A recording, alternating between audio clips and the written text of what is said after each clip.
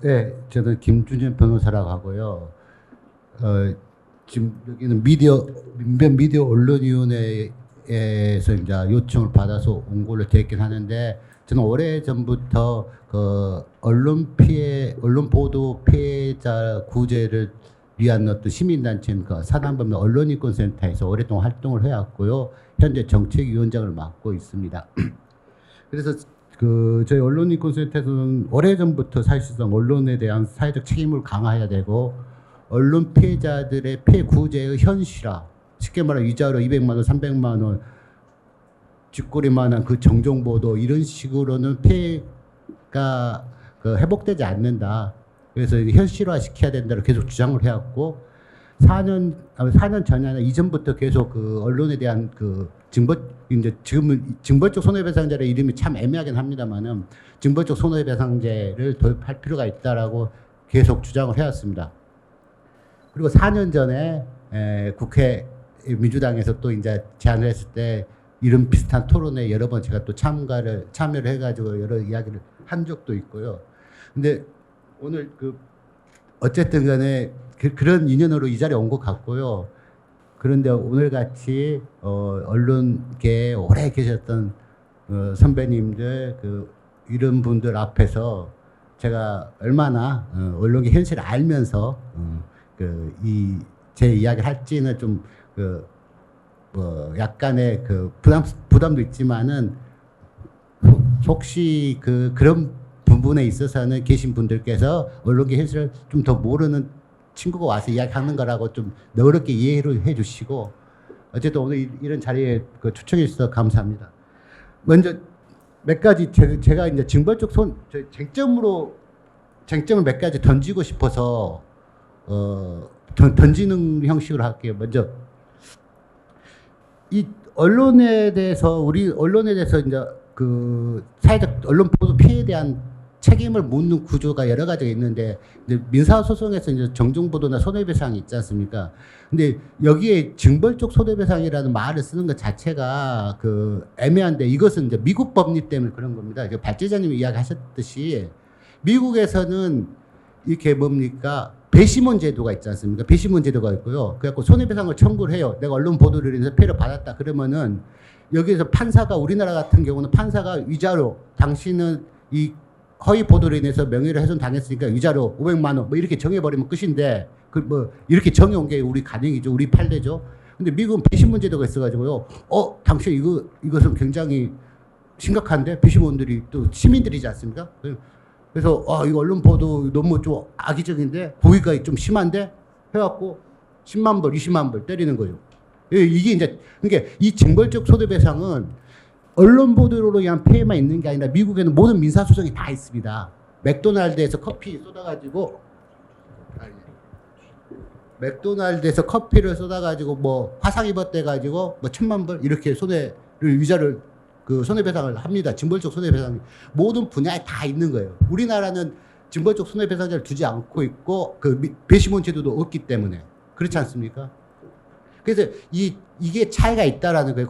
그래서 징벌적 손해배상제라는 이름보다는 우리가 지금 추구하고 제가 생각했을 때는 언론 보도 피해를 현실화시키는 것은 위자료를 상향하는 거고, 이 상향하는 방식은 미국식으로 징벌적 손해배상에 대해서 위자료 이상의 금액을 준다라든가, 아니면은 기준 금액을 주고 배액배상을 준다라든가 여러 가지 방식이 있을 겁니다. 근데 현재는 이렇게 미국식의 징벌적 손해배상제를 도입하고자 이름은 다르지만 어떤 배액배상으로 통해서 위자료를 상향시키고자 하는 거고요. 이 두 번째는 이제 그래서 이제 공인에 대해서 이제 우리 판례가 다른 게 미국식의 판례가 종전 발제자님 말씀하셨던 뉴욕타임즈와 설리반의 판결에 대한 판례가 우리하고는 좀 다르긴 합니다만은 상당히 유사하게 우리 판례도 접근하고 있습니다. 미국 설리반 판결은 뉴욕타임즈가 1심에서 뉴욕타임즈가 졌어요. 그래가지고 정확하게 모르겠지만 100만 불인가 50만 불인가를 그 당시 돈으로 1960년대 판결이니까 그 당시 돈으로 그 판결이 배심원들이 인정을 해준 겁니다. 연방 대법원에서 이 판결을 깨면서 어떻게 깼냐? 말씀하신 대로 공인이로 공직자에 대해서는 현실적 악의가 입증돼야 된다. 그래서 공직자인 당신이 입증해라. 이전에는 우리 법제와 똑같아서 우리는 허위 보도면은 명예훼손으로 손해배상을 받지 않습니까? 미국도 똑같이 그래 허위 보도를 하면은 그러는 명예훼손이 있으니까 거기에 대해서 중과실 고의 악의 이런 거 따지지 않고 손해배상을 명하고 거기에 대해서 배심원들이 징벌적으로 더 많이 주고 싶으면 주는 거예요. 근데 우리 그랬기 때문에 1심에서 그렇게 졌던 것을 대법원에서는 이런 식의 언론 보도가 위축이 된다, 언론의 자유가 위축이 된다 해가지고 설리번 판결에서는 공직자에 대해서는 허위사실 압의가 입증돼야지 손해가 가능하다. 두 번째 말씀하셨던 그런 것을 원고가 입증을 책임져야 된다라는 몇 가지 공인 이론과 현실적 악의 이론 이런 것을 도입해가지고 그 표현의 자유를 두텁게 보호했습니다. 우리는 명예훼손에 대해서는 어떻게 하냐면은 고의 우리도 언론중재법에 정정보도에 있어서 고의 가시를 따지지 않습니다. 그리고 그 손해배상에 있어서도 그 허위 보도로 인해서 명예훼손을 입었다, 인격권 침해 당했다 하면은 거기에 대한 손해배상을 하지 않습니까? 여기에는 고의 중과실 그런 게 없습니다. 다만 언론 보도를 언론의 자유를 표현의 자유를 보호하기 위해서 말씀하셨던 위법적 조각 설사 허위라 하더라도 보도 당시에 진실이나 진실이라고 믿을 만한 상당한 이유가 있다 그러면은 면책을 시켜줍니다. 그래서 미국식의 판례, 우리식의 판례는 다르지만 언론을 보호하는 건 언론의 자유를 보호하는 것은 상당히 좀 비슷하고요.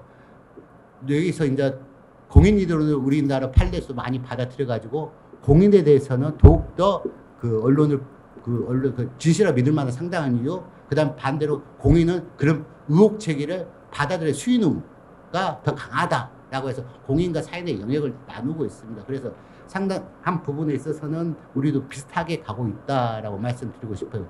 그런 점에서 저는 논점으로 갈게요.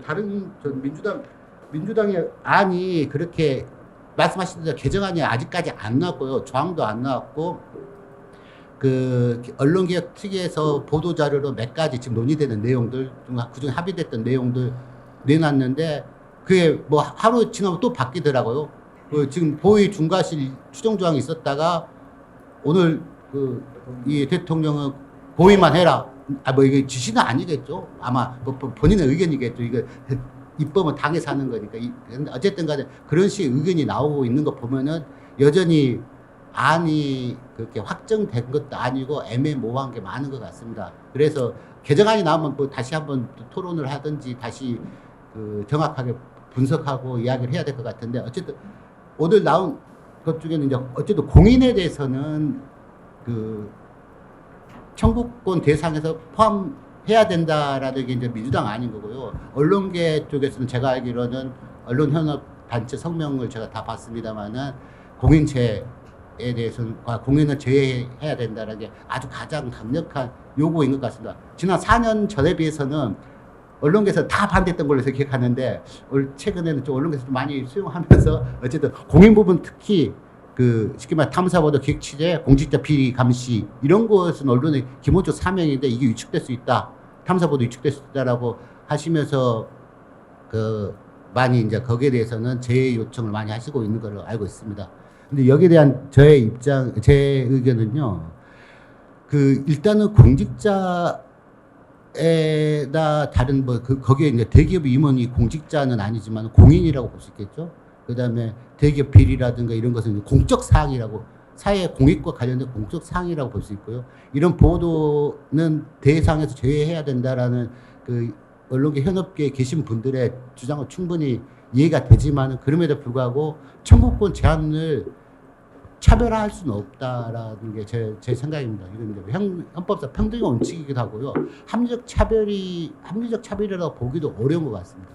그리고 미국 법제와 우리가 제가 말씀드렸던데 우리나라는 공인에 대한 비판과 수용 의무를 굉장히 넓게 보고 있기 때문에 언론계 현업에서 요구하시는, 현업에서 우려하는 어떤 탐사보도 이축, 이렇게 되지는 않을 겁니다. 그렇지 않기 때문에 공인을 제외하자는 주장에 대해서는 저는 좀 반대를 하고요. 공인도 포함시켜야 된다. 반드시 포함시킬 필요가 있다라고 생각을 합니다.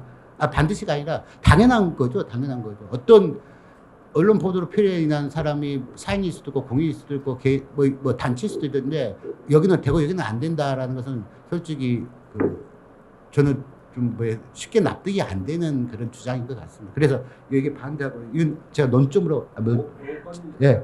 그래요?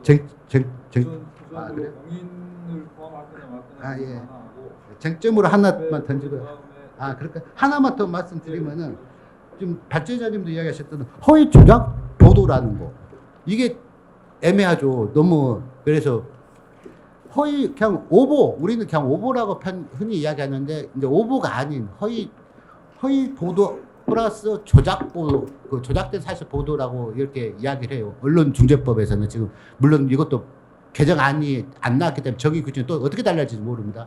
그런데 발제자님이 똑같이 이야기하셨던 정보통신망법에서 지금 이제 유튜브라든가 지금 미등록 언론사들의 사실상 보도 기능을 하는 뉴스와 같지만은 허위 내용들 이로 인한 허위 조작 뭐 소위 가짜 뉴스 뭐 허위 조작 정보 이렇게 표현하는 걸로 인한 피해도 상당하지 않습니까? 그래서 언론중재법에서 처음에는 다루겠다고 했다가 아마 입장을 또 바꿔가지고 정보통신망법으로 돌리는 것 같은데 여기 발제문에도 보시면은 여기 언론중재법상에는 허위 보도나 허위 사실 또는 조작된 정보를 보도하는 것을 말하고요. 정보통신망법상 유튜브 등 기타 등등에서 하는 것은 이렇게 되는 것 같아요. 뭐냐면은 여기는 없나요? 경제적 제가 다른 데서 찾아본 것 같은데 예, 경제적 금전적 이익을 목표로 허위로 조작한 정보 뭐 이래가지고 또 다르게 규정하고 있습니다. 근데 사실상 지금 우리 시민들 소비자들이 뉴스를 소비하는 유튜브를 통해 소비하던 메이저 언론이든지 아니면 레가시 언론이든지 다른 뭐 일가지를 통해서 하는 인터넷 뉴스든지 다 소비하는 정보는 똑같은데 이 개념이 다르기 때문에 이것도 사실상 내부적으로 논의가 더 진전이 돼야 될 것 같고 경제적 금전적이라고 표현을 해버리면은 뭐 일부 유튜버들은 그것 가지고 이제 돈을 벌기 때문에 그렇게 표현을 할 수도 있겠지만은 그렇게 하면 너무 범위가 좁아지지 않는가 이런 생각이 들어서 이것도 논쟁 지점으로 하나 말씀드리고 시간상 일단 마치도록 하겠습니다. 감사합니다.